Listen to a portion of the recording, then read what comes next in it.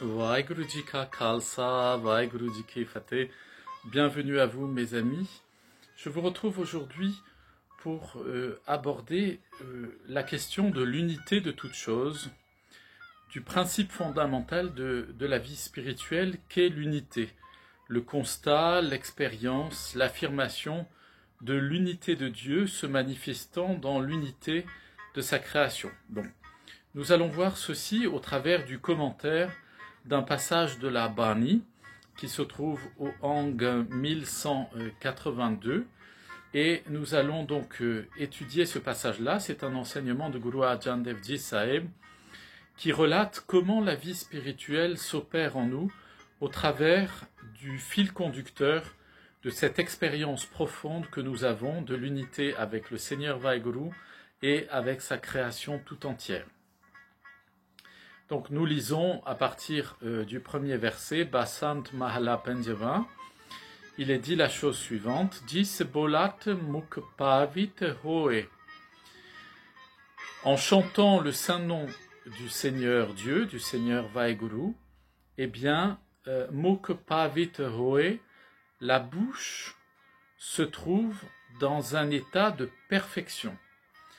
Donc, qu'est-ce que Guru Arjan Dev Ji veut dire au travers de cela? C'est que le moyen par lequel nous nous relions à notre unité profonde, totale et absolue avec le Créateur passe dans le monde physique matériel, dans le monde des formes, dans le monde de ce que Guru Nanak Dev Ji appelle Rupe, c'est-à-dire le monde dans lequel la vie spirituelle se densifie et devient une matière perceptible, palpable et mesurable, celle dans laquelle nous sommes incarnés présentement, eh bien, Guru Arjan Dev Ji Saheb nous enseigne que en chantant, en méditant, en chantant le saint nom de Vaheguru, c'est-à-dire lorsque nous nous connectons consciemment à notre nature divine profonde, à l'unité divine profonde qui est en nous, notre bouche, Mukpavit Hoe, notre bouche se trouve dans un état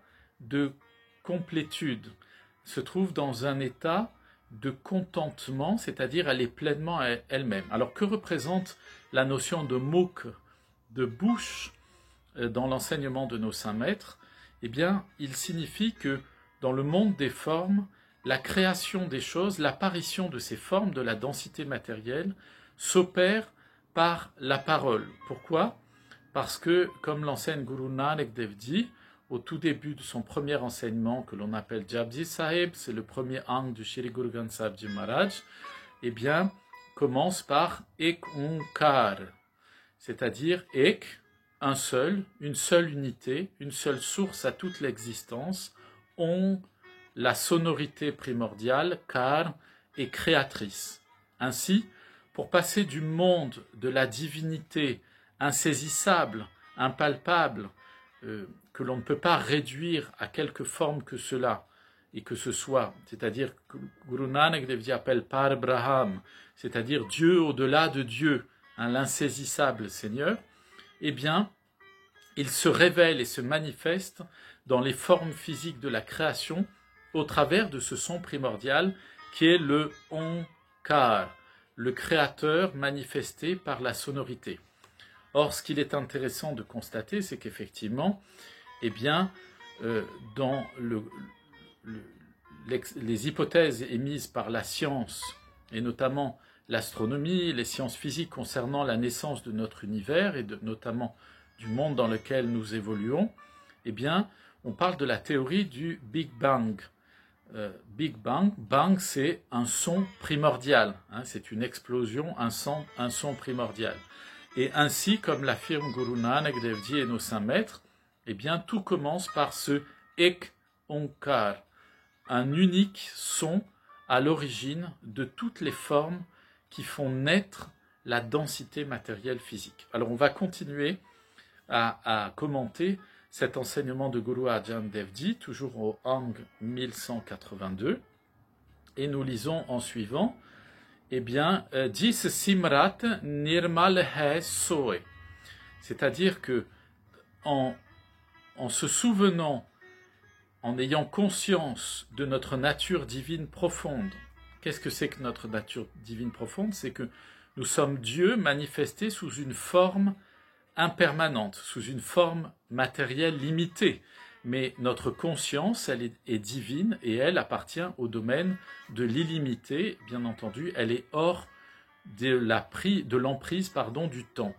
Et ici, simrat nirmal he soe, cela veut dire que lorsque l'on prend conscience en soi de notre unité profonde, que nous sommes un avec le Créateur et avec toutes ses créatures, eh bien, au travers de ce simrat, simran, ça veut dire, c'est l'idée à la fois de se souvenir, au sens de retirer un voile sur une lampe, par exemple, qui cacherait une lumière, ou qui cacherait un bel objet brillant en or, et de laisser se dévoiler cette lumière. Eh bien, lorsque nous laissons en nous se dévoiler notre unité divine profonde avec le Créateur, eh bien, nirmal he soe, alors à ce moment-là, nous devenons purs.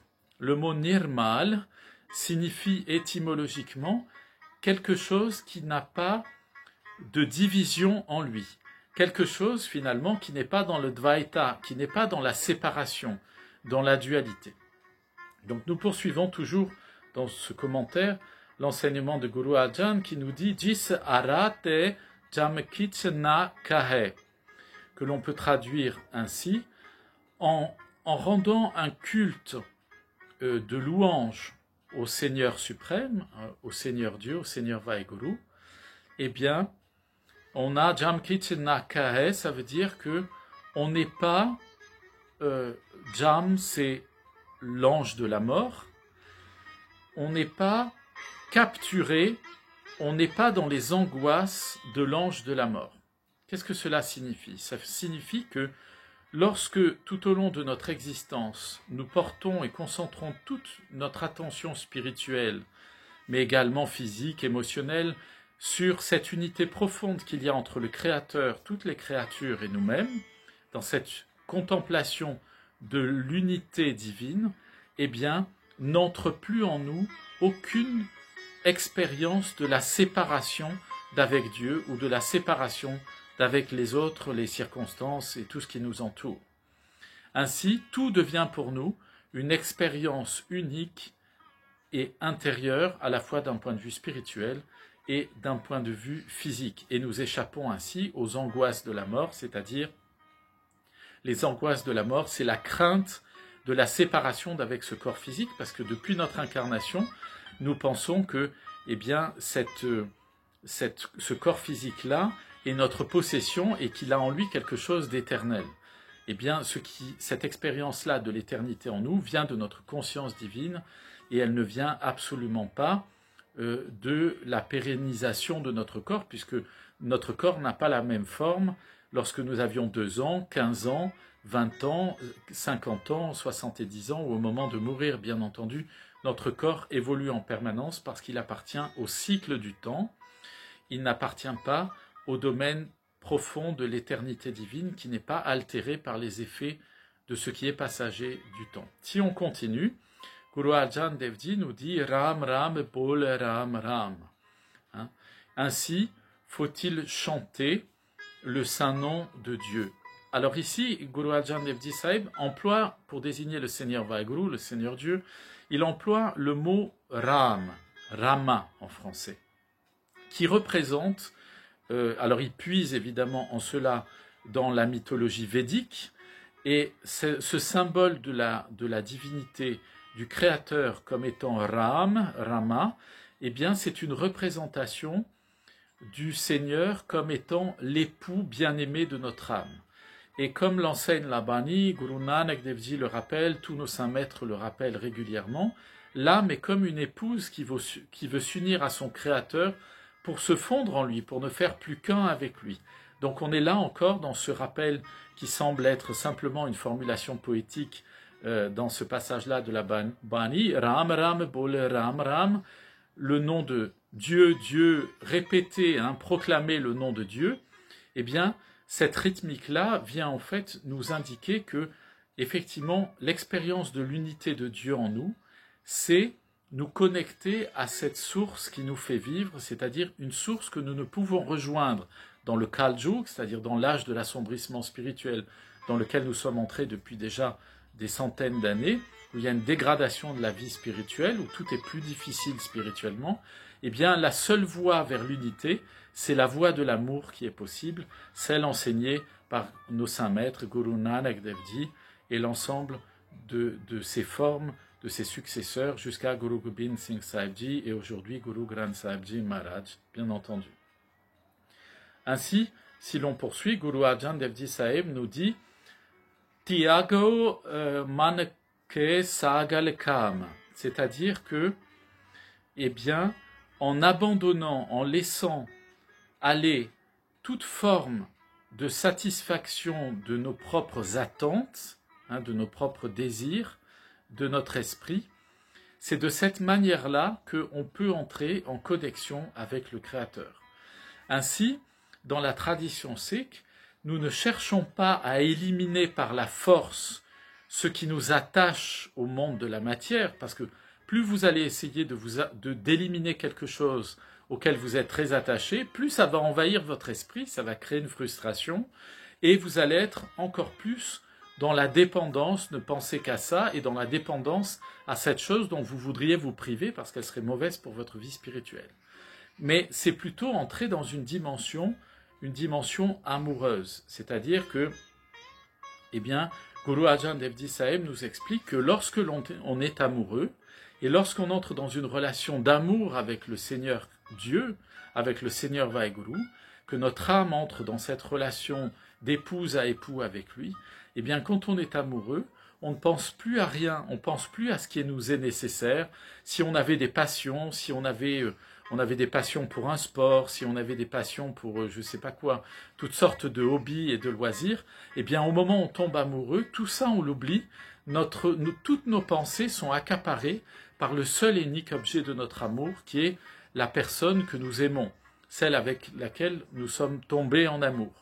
Eh bien, Guru Arjan Dev Ji Sahib nous explique, au travers de ce passage-là de la Bani, dans ses enseignements de ce jour, au Rang 1182, eh bien, il nous enseigne clairement que la vie spirituelle, c'est rechercher la fusion, l'unité avec le Seigneur Créateur au travers de cette relation amoureuse. Autrement dit, et je résumerai, je conclurai mon enseignement et mon commentaire de ce texte de ce jour là-dessus. Qu'est-ce que c'est que la vie spirituelle? C'est la recherche de l'expérience de l'unité profonde avec le Créateur et toutes ces créatures dans lesquelles il se manifeste, au travers d'une expérience profonde qui est chercher à tomber amoureux du Créateur, du Seigneur Dieu. Autrement dit, la vie spirituelle, qu'est-ce que c'est? C'est une expérience de la passion amoureuse pour celui qui est l'origine de notre propre existence, le Seigneur Vaheguru, notre Créateur.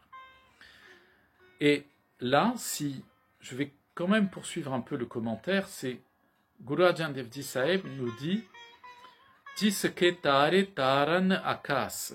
Autrement dit, le Seigneur Dieu qui est l'unité de toutes choses, il est le support du ciel et de la terre, c'est-à-dire il se manifeste comme étant l'origine de tout ce qui est, même de ce qui est infiniment grand, et qui peut nous sembler ne pas être des êtres vivants comme nous, mais simplement un contexte biologique ou un contexte atmosphérique. Et il poursuit en disant Gat Gat Jis Kahe Pergas. Autrement dit, la lumière du Seigneur Dieu illumine tous les cœurs. Plus exactement, Gat, il est présent dans toutes les habitations, c'est-à-dire dans tous les corps, dans toutes les formes physiques. Ainsi, mes amis, nous retenons de l'enseignement de nos saints maîtres, de la Sikhi, de l'enseignement traditionnel du sikhisme, que la voie de la vie spirituelle, c'est la voie de l'amour.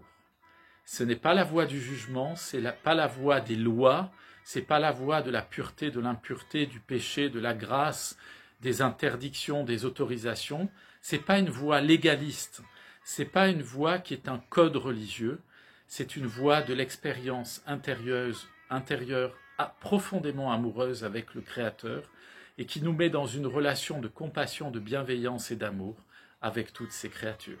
Je vous dis à très bientôt. Vaheguru Ji Ka Khalsa, Vaheguru Ji Ki Fateh.